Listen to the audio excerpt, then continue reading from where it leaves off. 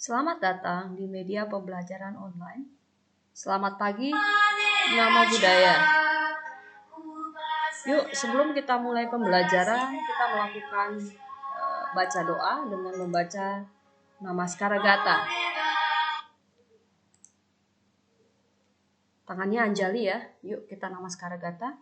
Arahang sama Sambuddho Bhagawa Buddhang Bhagawantang Apiwademi Swakato Bhagawata Dhammo Dhammang Namasami Supatipano Bhagavato Sawaka Sangho Sanghang Namami. Oke, kita lakukan dengan duduk hening. Duduk hening dengan rileks. Mata terpejam, perhatikan dan sadari napas kamu, rasakan di dalam hati. Yuk, duduk hening, dimulai. Nafas masuk, saya tahu, saya bernafas masuk. Nafas keluar, saya tahu, saya bernafas keluar. Nafas masuk, saya tenang. Nafas keluar, saya damai. Tenang, damai. Rasakan, saya bernafas masuk. Dan saya merasakan nafas keluar. Semoga semua makhluk berbahagia. Duduk hening, selesai. Oke, kita lanjut dengan tangannya Anjali. Terpujilah Tuhan Yang Maha Esa, para Buddha, para Bodhisattva, Mahasatwa.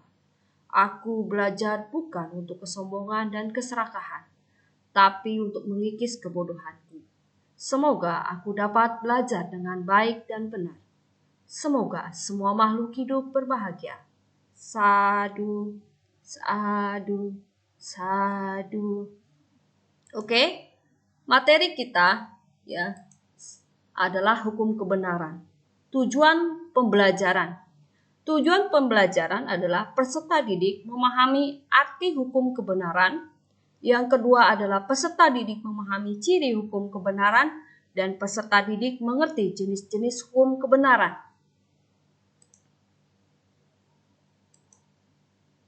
Ada dua macam kebenaran ya, atau dua macam hukum kebenaran. Satu, itu adalah kebenaran relatif. Kebenaran yang masih dapat berubah seiring dengan perubahan waktu, tempat, dan keadaan. Contohnya, menurut kamu, baju yang kamu pakai itu bagus sekali. Tetapi, belum tentu baju yang kamu pakai cocok untuk orang lain. Menurut kamu, pacar kamu itu cantik. Tapi menurut orang lain, itu belum tentu cantik. Jadi, relatif itu selalu berubah seiring dengan waktu, tempat, dan keadaan. Bagi orang yang satu belum tentu sama dengan yang lainnya. Bagi kamu, gaji yang kamu dapatkan itu sangat cukup, tapi belum tentu bagi orang lain. Katanya masih kurang cukup, berarti relatif. Itulah yang disebut dengan kebenaran relatif. Yang kedua adalah kebenaran mutlak. Kebenaran mutlak adalah kebenaran yang tidak terikat oleh perubahan waktu, tempat, dan keadaan. Artinya, dimanapun, kapanpun, kepada siapapun, itu pasti akan terjadi. Misalnya contohnya apa? Lahir, tua, sakit, dan mati. Siapapun, agama apapun, umur berapapun, tinggi, pendek, gemuk, semua akan mengalami yang namanya fenomena sakit. Semua akan mengalami namanya fenomena tua, dan endingnya adalah kematian. Dan ini tidak bisa dipungkiri. Berbagai negara pun tidak bisa dipungkiri. Itulah yang disebut dengan kebenaran mutlak, berlaku, dan kekal abadi. Karena mati itu pasti. Ya. Kemudian kita mau bahas tentang hukum kesunyataan. Pengertian hukum kesunyataan. Hukum kesunyataan berasal dari bahasa Pali, yaitu sunata atau sunyata. Artinya kosong. Kalau kamu suka dengar parita prasnaparamita, kosong adalah isi, isi adalah kosong. Jadi batasan-batasan kosong, definisi atau batasan itu adalah waktu, tempat, dan sasaran atau keadaan. Jadi kosong adalah isi adalah kosong. Jadi yang dimaksud itu adalah batasan, waktu, tempat, keadaan, dan sasaran. Hukum kesunyataan adalah kebenaran yang tidak bergantung pada waktu, tempat, dan sasaran atau keadaan. Dengan demikian, hukum kesunyataan juga dapat diartikan dengan kebenaran yang berlaku di mana saja, kapan saja, terhadap siapa saja, mengatasi waktu, tempat, dan keadaan. Hal ini berarti hukum kesunyataan ini bersifat kekal, yang kebenarannya tidak bisa dibantah. Karena itu, secara singkat, hukum kebenaran atau hukum kesunyataan itu artinya adalah hukum kebenaran yang tidak bisa dibantah. Yang seperti tadi saya bilang, lahir, tua, sakit, mati, tidak bisa mengatasi waktu, tempat, keadaan. Karena apa? Semua manusia akan mengalami lahir, tua, sakit, dan mati. Next, Buddha mengungkapkan adanya kebenaran ya yang diajarkan oleh Buddha yang nanti akan kita bahas satu-satu di dalam selanjutnya part-part berikutnya adalah pertama adalah Catur Arya Sacani, itu bahasa Pali, 4 kebenaran mulia artinya. Kemudian yang kedua adalah hukum karma atau kama. Apa bedanya kama dengan karma? Hanya beda bahasa Pali dan bahasa Sanskerta, artinya tetap sama.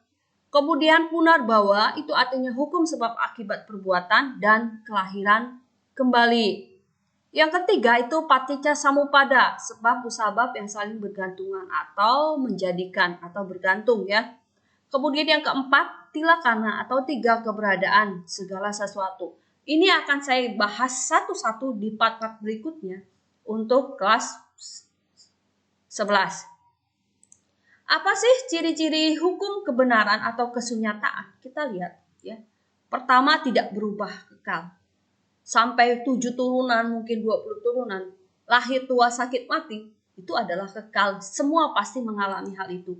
Yang kedua adalah untuk dipahami keberadaannya. Karena memang kalau kita menolak itu, tetap kita tidak bisa menghindari tua, kita tidak bisa menghindari kematian. Hanya bisa untuk dipahami keberadaannya. Ketika dipahami keberadaannya, maka penderitaan kita akan makin berkurang. Kemudian tidak diciptakan. Siapa yang menciptakan lahir, tua, sakit, mati? Itu adalah proses dari waktu. Lanjut, literatur Buddhis lainnya, Buddha menjelaskan hukum kesunyataan dalam berbagai cara. Misalnya, ajaran kesunyataan terdapat di Sutra Intan atau yang tadi saya bilang, Prasnya Paramita. Itu dalam Mahayana dan juga terdapat di dalam Paramita Hadya Sutta atau Sutra Intan yang menjelaskan Subhuti di kota Sawati, Taman Jetawana, tentang sunyata yang ajarannya kekosongan. Dan istilah palinya adalah anatta, segala sesuatu tanpa inti atau tanpa aku, atau tidak bisa berdiri dengan diri satu kesatuan yang tidak bisa berdiri sendiri tetapi saling bergantungan. Dalam Prasnya Paramita Hadya Sutra, Buddha menjelaskan hakikat sesungguhnya dari 5 kelompok kehidupan atau pancakanda. Yang dijelaskan bahwa 5 kelompok kehidupan pancakanda itu sebenarnya sunya, kosong tapi isi, isi tapi kosong. Kosong artinya dalam pancakanda bukanlah hakikat yang sebenarnya. Artinya bahwa selama syarat-syarat yang menjadikan pancakanda muncul, maka pancakanda tetap eksis atau ada. Yang demikian adanya pancakanda adalah makhluk yang tidak bisa dibantah. Apa sih pancakanda? Pikiran, perasaan, jasmani, kemudian indera, semua ada di dalam pancakanda yang nanti akan kita bahas satu-satu. Ya, atau indera ya. Uraian dan konsep hukum kesunyataan. Hukum kesunyataan terbatas kepada ajaran yang disampaikan oleh Buddha saja, tetapi juga mencakup kebenaran-kebenaran lain di alam semesta ini yang tidak Buddha ajarkan. Dalam hubungan hal ini, Buddha tidak pernah menyampaikan bahwa apa yang diajarkan oleh Buddha atau Dhamma hanya sebagian kecil dari yang beliau ketahui. Kebenaran-kebenaran yang tidak Buddha ajarkan umumnya adalah oleh para ilmuwan baik di bidang fisika, biologi, kemudian psikologi dan lain. Meski demikian, belum semua hukum kebenaran atau hukum kesunyatan yang ada di dunia ini dapat diungkap. Artinya Buddha sampai ngomong, hanya segenggam daun inilah ketika Buddha datang ke hutan, dia menunjukkan kepada muridnya dengan mengambil daun segenggam. Hanya segenggam tangan inilah dharma yang kuajarkan kepadamu. Ternyata masih banyak dharma yang belum diajarkan. Berarti inilah yang dimaksud dengan konsep ajaran Buddha, bahwa dhamma itu begitu luas. Oke, demikianlah yang saya ajarkan untuk materi ini. Selamat pagi, Namo Buddhaya.